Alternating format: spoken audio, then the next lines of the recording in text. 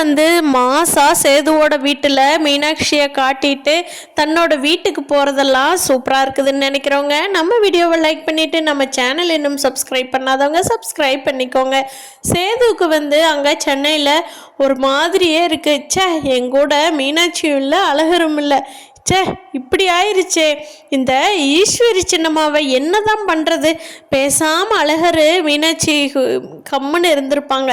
அழகரை போய் எடுத்துகிட்டு வந்து நம்ம வீட்டில் வச்சுக்கிறேன்னு சொல்லி அங்கே போய் தமிழை உஸ்பேத்தி விட்டு தமிழ் இங்கே வந்து இத்தனை பேர்த்துக்கு முன்னாடி என்னை அசிங்கப்படுத்திட்டு அதுவும் மட்டும் இல்லாமல் மீனாட்சியும் தூக்கிட்டு போயிட்டா.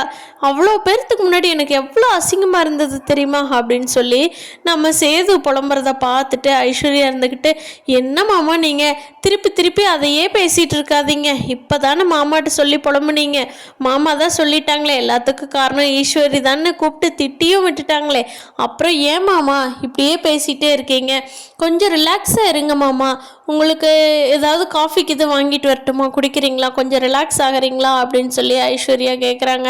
அதுக்கு சேர்ந்து இருந்துட்டு, என்ன ஐஸ்வர்யா நான் எவ்வளோ டென்ஷனாக இருக்கிறேன், நீ காப்பி குடிக்கிறியா அது குடிக்கிறியான்னு இருக்கிறீங்க அப்படிங்கிறாங்க.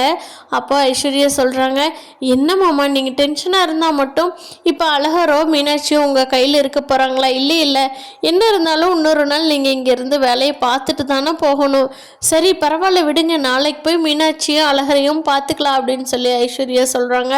ஐயோ இல்லை, என்னால் என் குழந்தைங்க இல்லாமல் இருக்க முடியாது அப்படிங்கிறாங்க. அப்போ வந்து சேதுவுக்கு ஒரு ஃபோன் வருது. வந்ததும், சார் நீங்கள் வந்து நாளைக்கு இந்த இதெல்லாம் அட்டன் பண்ணிட்டு தான் போகணும் அப்படின்னு சொல்லி சொல்கிறாங்க. இல்லை எனக்கு ரொம்ப பர்சனலான ஒரு வேலை இருக்குது, நான் இன்றைக்கே கிளம்பணும், அது இப்போவே நான் புக் பண்ணிட்டேன் அப்படிங்கிறாங்க. சார் நீங்கள் போனாலும் காலையில் நீங்கள் வர்ற மாதிரி தான் இருக்கும், அதனால் நீங்கள் இருந்து பார்த்துக்கிட்டே போயிருங்க, அதுதான் பெஸ்ட்டு அப்படிங்கிறாங்க. அப்போது ராஜாங்கத்துக்கிட்ட போய் சேது சொல்கிறாங்க, அப்பா இங்கே பாருங்கப்பா, இன்றைக்கி நான் மீனாட்சி பார்க்க போகலான் இருக்கேன், ஆனால் நாளைக்கு அந்த ஐஏஎஸ் வர்றாரா, அவர்கிட்ட இந்த நம்மளோட தொகுதி டீட்டெயில்ஸ் எல்லாம் சொல்லணுமா, எம்எல்ஏவான நான் தான் சொல்லணுங்கிறாங்கப்பா, என்னால் மீனாட்சியும் அழகரையும் விட்டு பிரிஞ்சு என்னால் இருக்க முடியாது, நான் இன்னைக்கு வேணா போயிட்டு நாளைக்கு ஃப்ளைட் பிடிச்சி வந்துட்டுமாங்கப்பா அப்படிங்கிறாங்க. அதுக்கு ராஜாங்க இருந்துட்டு, ஏப்பா சேது ஒரு நாள் தானியா, ஒரு நாள் பொறுத்துக்கோ, எனக்கும் கூட இன்னைக்கு அலுப்பாக தான் இருக்குதுப்பா, அதனால் இன்னைக்கு இருந்துட்டு நாளைக்கு உன்னோட வேலையை முடித்த உடனே போய் உன் பொண்ணையும் பையனையும் பார்த்துடலாம்ப்பா, எனக்காக கொஞ்சம் பொறுத்துக்கப்பா அப்படிங்கிறாங்க. அதுக்கு சேது, நீங்கள் சொல்கிறதுனால இருந்தாலும் என்னால் இருக்க முடியல, சரி தமிழ்ச்செல்விகிட்டையும் நம்ம சித்துக்கிட்டையும் வீடியோ கால் பண்ணி நான் 2 பேர்த்தையும் பார்த்துக்கிறேன், இன்னைக்கு எனக்கு தூங்குவனான்னு கூட தெரியாது அப்படிங்கிறாங்க சேது. அப்போ ஐஸ்வர்யா இருந்துக்கிட்டு, அப்பாடா எப்படியோ இன்னைக்கு தான் நம்மளுக்கு இன்னைக்கு ஒரு நல்ல நாள் போல், குழந்தை இல்லாமல் இன்னைக்கு தான் மாமா இன்னைக்கு தங்குறேன்னு சொல்லியிருக்காரு, நல்ல வேலை அந்த மீட்டிங் போட்டவங்களுக்கு ஒரு தேங்க்ஸ் அப்பா அப்படின்னு நினச்சிக்கிட்டு ஐஸ்வர்யா, மாமா சாப்பிட்டு வரலாமா, வாங்க வெளியில் போய் சாப்பிட்டு வரலாம் அப்படிங்கிறாங்க ரூமில் இருந்து. ஆனால் அதுக்கு சேது, இல்லை ஐஸ்வர்யா எனக்கு மனசு சரியில்லை, நீ போய் சாப்பிட்டு வா அப்படிங்கிறாங்க. என்ன மாமா நீங்கள் என்னை தனியாக அனுப்பிச்சி விடுறீங்க, இந்த நைட் டைம் வா ஐஸ்வர்யா நான் கூட்டிகிட்டு போகிறேன்னு நீங்கள் சொல்கிறது இல்லையா, என்ன மாமா ஒரு பொட்டை பிள்ளை தான் நான் தான் கேட்குறேன்னு நீங்களும் அனுப்பிச்சி விடுறீங்களே அப்படிங்கிறாங்க. ஐஸ்வர்யா அது வந்து நான் மீனாட்சி ஞாபகமாகவே இருந்தேனா, சாரி சாரி ஐஸ்வர்யா அப்படிங்கவும் ஐஸ்வர்யாவுக்கு ஒரு மாதிரி சந்தோஷமாக போயிடுது. வாங்க மாமா சாப்பிட போகலாம் அப்போ அப்படிங்கிறாங்க. இல்லை ஐஸ்வர்யா எனக்கு பசி இல்லை, நான் ஆர்டர் போடுறேன், ரூமுக்கே வந்துடும், இங்கேயே உட்காந்து சாப்பிட்டுக்கலாம் அப்படிங்கிறாங்க. என்ன மாமா நீங்கள் இன்றைக்கி தான் குழந்தை இல்லாமல் ஃப்ரீயாக இருக்கிறீங்க, என்னை கூட்டிகிட்டு போகலாம் இல்லையா, எனக்கும் கஷ்டமாக இருக்கும்ல அப்படிங்கிறாங்க.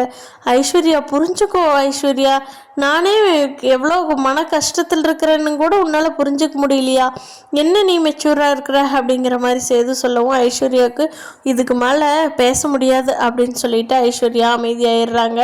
அப்போது மலர் இருந்துக்கிட்டு கருப்பு கிட்ட பேசிகிட்டு இருக்காங்க.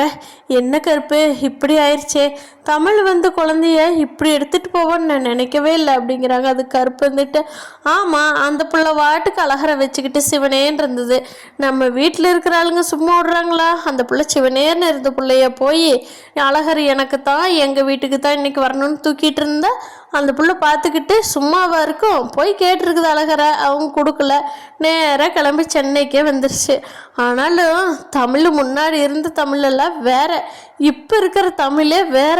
பாத்தியா மலரு அப்படின்னு சொல்லி கருப்பும் மலரும் பேசிகிட்டு இருக்காங்க. ஈஸ்வரி வந்து ஐஸ்வர்யாவுக்கு ஃபோன் பண்ணுறாங்க. ஐசு நல்லா இருக்கிறியா அப்படிங்கிறாங்க. நல்லா இருக்கிறேன் அத்தை, என்ன பண்ணுறீங்க அப்படிங்கிறாங்க. நாங்கள் இங்கே குழந்தைய நல்லா பார்த்துக்குறோம், சூப்பராக இருக்கிறான் குழந்தையும். ஆமாம், நீ அங்கே என்ன பண்ணுற அப்படிங்கிறாங்க. நான் என்ன பண்ணுறேன், பசிக்குது வெளியில் கூட்டிகிட்டு போங்கன்னு சொன்னால் எனக்கு மனசு சரியில்லைன்னு ஆர்டர் பண்ணிட்டாரு. வீட்டுக்கே சாப்பாடு வருதா ரூமுக்கே, நீ சாப்பிட்டு தூங்க வேண்டியதா அப்படிங்கிறாங்க. ஈஸ்வரி வந்துட்டு, ஏய் ஐஸ்வர்யா என்ன பேசிகிட்டு இருக்கிற நீ, இன்னைக்கு தான் உனக்கு டைமே கிடச்சிருக்குது, அதை விட்டுட்டு படுத்து தூங்குறா. நான் எவ்வளோ ரிஸ்க் எடுத்து குழந்தைங்களெல்லாம் கூட்டிகிட்டு வந்து உன்னை தனியாக விட்டுருக்குற, உன்னையும் சேதையும் தூங்குறேன்னு சொல்கிறியடி, உன்னையெல்லாம் என்ன பண்ணுறது அப்படிங்கிறாங்க ஈஸ்வரி. ஆமாம், உங்கள் பாட்டுக்கு நீங்கள் குழந்தைய தூக்கிட்டு வந்துட்டீங்க. அவர் என்னடானா எனக்கு குழந்தை ஞாபகமாகவே இருக்குதுன்னு சோறு தண்ணி கூட இல்லாமல் கிடக்குறாரு, என்னை என்ன பண்ண சொல்கிறீங்க அப்படிங்கிறாங்க. நீ தாண்டி மாற்றணும் சேதுவோட மனசை அப்படிங்கிறாங்க. அதுக்கெல்லாம் வாய்ப்பே இல்லை, பேசாமல் ஃபோனை வைங்க, நான் நேரில் வந்தே சொல்கிறேன் அப்படின்ட்டு ஒரே விரக்தியில் ஃபோனை கட் பண்ணிடுறாங்க ஐஸ்வர்யா. அடுத்த நாள் வந்து எப்படா மீட்டிங் முடியும்னு நினச்சிட்டு இருந்துட்டு மீட்டிங் முடிஞ்சு கிளம்புறப்பவே அவங்க அப்பாவை, மலரை, கருப்புவை எல்லாத்தையும் ரெடியாக சொல்லி, சேது ரெடியாக காரில் வந்து உட்கார்றதுக்கு ரெடியாக நில்லுங்க, நான் அப்படியே வந்து உங்களை கார் ஏற்றுற அப்படியே மதுரை போகிறோம் அப்படின்னு சொல்லிட்டு அதே மாதிரி எல்லோரும் கிளம்பி இருக்கிறாங்க. அப்படியே காரை விடுறாங்க. ஊருக்கு வந்ததும் வேகமாக ஓடி போய் அழகரை பார்த்துட்டு கொஞ்சிட்டு அப்புறமா தான் சேது மற்றவங்ககிட்ட எல்லாம் பேசுகிறாங்க. அப்போது ஈஸ்வரி தான் முன்னாடி வர்றாங்க. சேது வந்தாச்சப்பா, என்னப்பா எப்போ சென்னையிலேருந்து கிளம்பி வந்தீங்க அப்படிங்கிறாங்க. சின்னம்மா நீங்கள் பண்ணினது எனக்கு எவ்வளோ பிரச்சனை உண்டு பண்ணி விட்டீங்க சின்னம்மா அப்படிங்கிறாங்க. நான் என்னப்பா உனக்கு பிரச்சனை உண்டு பண்ணினேன், இந்த சின்னம்மா உனக்கு நல்லது தானே நினப்பேன் அப்படிங்கிறாங்க. ஆமாம், நல்லது பண்ணினீங்க, எங்கிட்டவும் இருந்து மீனாட்சி பிரித்ததே நீங்கள் தானே, பேசாமல் அவள் பாட்டுக்கு அழகரை வச்சிட்டு இருந்தா, எதுக்கு அழகரை போய் தூக்கிட்டு வந்தீங்க அப்படிங்கிறாங்க. அது வந்துப்பா நீங்களே காரணத்தையே நான் மாமாட்ட சொல்லிட்டேன், திருப்பி நீ என்னை கேட்டினா அதே காரணம் தானப்பா, வேற என்ன நான் சொல்கிறது அப்படிங்கிறாங்க. அப்படியே ஒன்றும் தெரியாத மாதிரி பேசாதீங்க அப்படின்னு சொல்லிட்டு கையை ஓங்கிட்டு போயிடுறாங்க. சேது வயசில் பெரியவங்களாச்சேன்னு அமைதியாக இருக்கிற சின்னம்மா, இனிமேல் ஏதாவது என் குழந்தை விஷயத்தில் விளையாண்டிங்க உங்களை என்ன பண்ணுவேன்னே தெரியாது அப்படின்னு சொல்லி சேது கத்துறாரு. அதை பார்த்த சித்து வந்துட்டு, ஏய் சேது, என்ன சேது சின்னம்மாவையே நீ அடிக்க போயிட்ட, வயசில் பெரியவங்களுக்கு மரியாதை கொடுக்கறது இவ்வளோதானா அப்படின்னு கத்துறாங்க. இங்கே பார், பெரியவங்களுக்கு மரியாதை கொடுக்கறது எனக்கு தெரியும், எனக்கு தெரியாமையெல்லாம் இல்லை, ஆனால் இவங்க பண்ணின வேலை அப்படி, அதனால தான் கையை தெரியாமல் ஓங்கிட்டேன். சாரி சின்னம்மா, இனிமேல் இந்த தப்பெல்லாம் நடக்காமல் பார்த்துக்குங்க.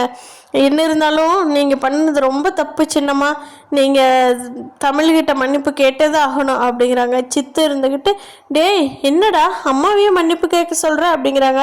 ஆமாம், தப்பு பண்ணினது யாரோ அவங்களத்தானே கேட்க சொல்லணும் அப்படின்னு சொல்லி சேது சொல்கிறாங்க.